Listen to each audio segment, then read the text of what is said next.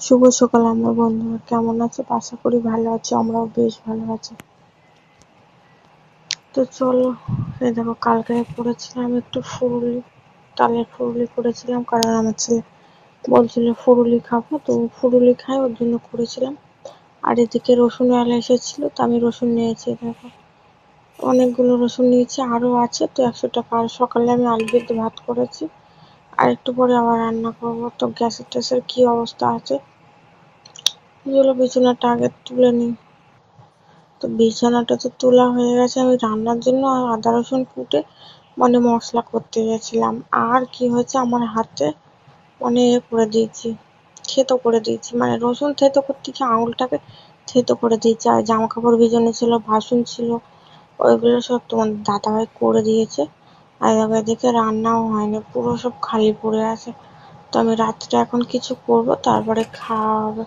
তো এই দেখো, বাসন মাসন আমি মেজেছিলাম, এই বাসনগুলো আর মাজতে দেয়নি তোমাদের দাদাভাই। এরকম বাসন এখানে পড়ে আছে, একটা ভাত মাত খায়নি। তো জামা কাপড়গুলো কেচে তুলে দিয়ে গেছে ও। তো চলো আমি এগুলো ভাঁজ করে নিই আগে। তো আমার ভাঁজ করা হয়ে গেছে, আমি এবার ওখানটায় রেখে দেবো, ওইটার মধ্যেই রেখে দিই আমার ছেলের জামা কাপড়, কারণ ওর জামা কাপড় পাওয়া যায় না, ছোট ছোট জামা কাপড়, তো এখানে ওখানে খুঁজতে হয়, তার জন্য আমি এখানে রাখি, তো ঝপ করে পেয়ে যায়। তো আমার জামা কাপড় ভরা হয়ে গেছে, আর আকাশ সন্ধে হয়ে গেছে এখন। কত সুন্দর লাগছে আকাশটা। চলো বাইরের থেকে একটু ঘুরে আসি, তোমাদের দেখাই।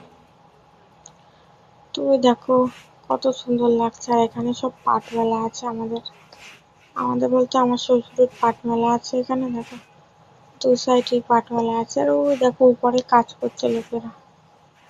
ওই যে একটা পানির ট্যাঙ্কি আছে, ওখানে ড্রাম আছে, ওই জায়গাটা কাজ করছে, চেঁচামেচি করছে, আমি ভাবছি কি হয়েছে। আর এখানে বিচুলি কাটছে, আমাদের বাড়িতে একটা গরু আছে, ও গরুর জন্য। তো চলো, আর এই ব্যাগটা চেন কাটা ছিল, ওর জন্য পড়েছিল, নিয়ে যেতে পারতাম না কোথাও।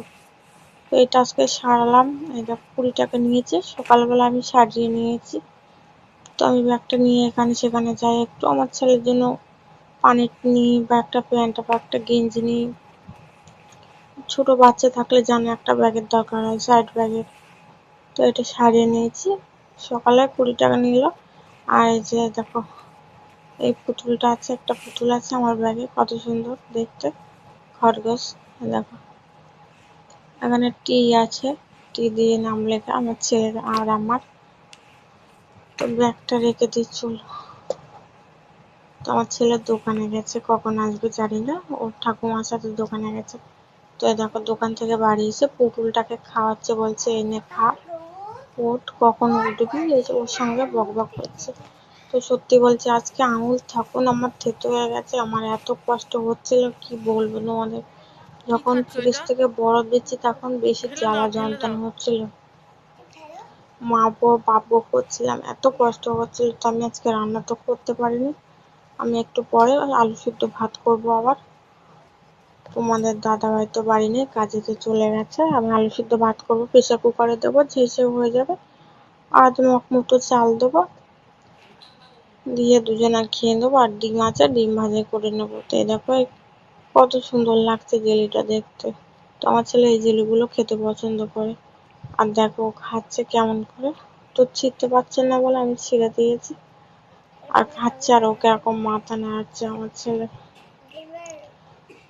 তা আমার আঙুলটা রক্ত জমে গেছে ওখানটা, তো পচে পচে আঙুলটা হয়ে যাবে, ছাল উঠবে, কি হবে জানি না, যেন ভালো হয়ে যায়, ভালো হলেই ভালো, না তো আমার ভীষণ খারাপ লাগে এগুলো।